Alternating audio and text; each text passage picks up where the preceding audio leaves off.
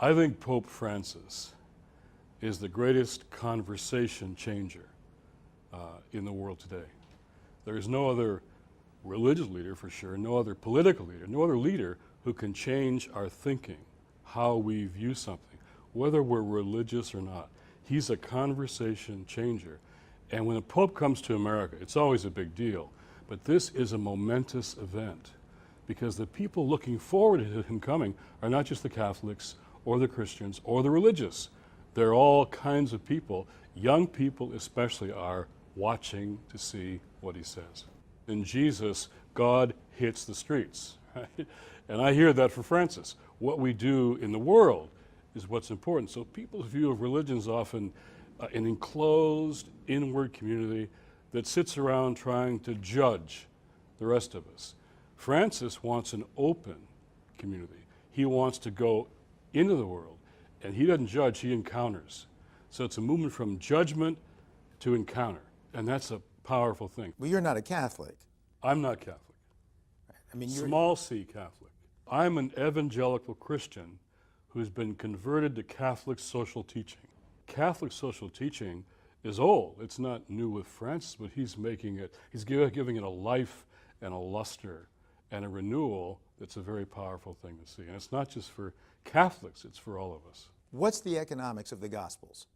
I love his apostolic exhortation called the joy of the gospel. He speaks against an economy of exclusion where we ourselves become commodities, bought and sold and discarded. He speaks against a throwaway culture and where we're not taking care of each other.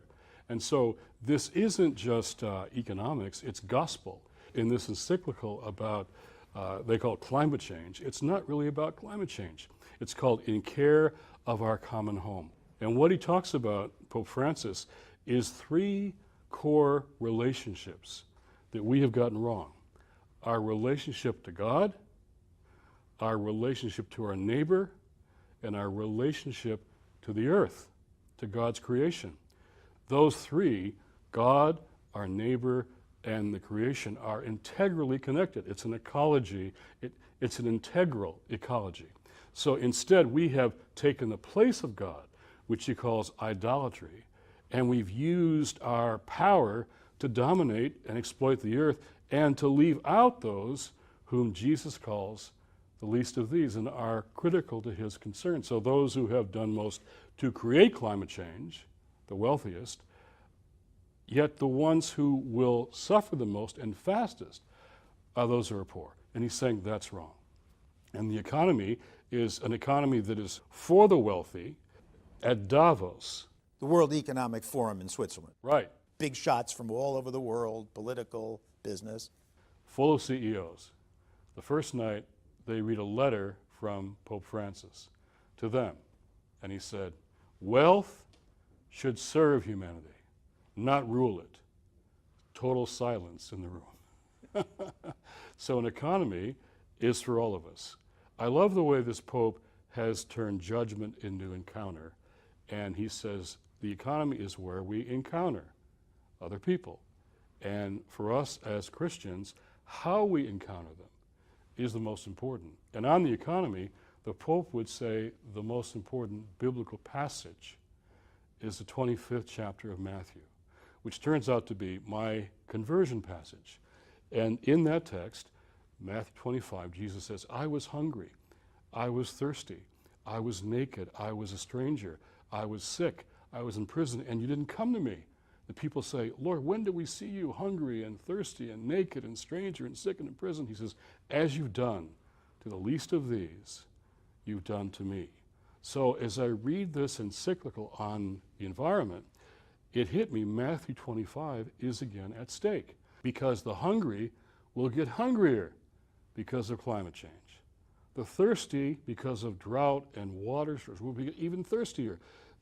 The naked, those who have everything stripped, will be devastated yet further.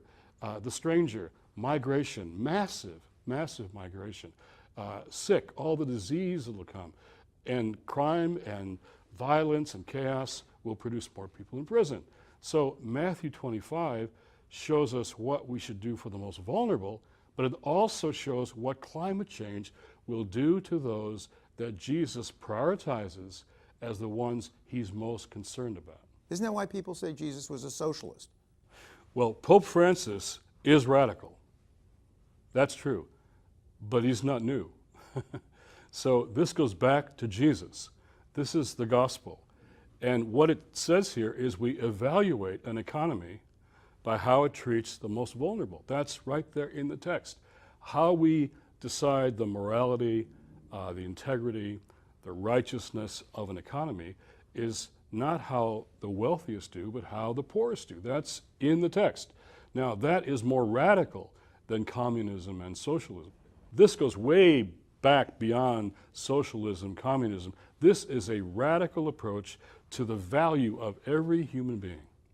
When he says you love God with your whole heart, soul, and mind, and right away, and your neighbor as yourself. What does it mean in an economy to love our neighbor as ourselves?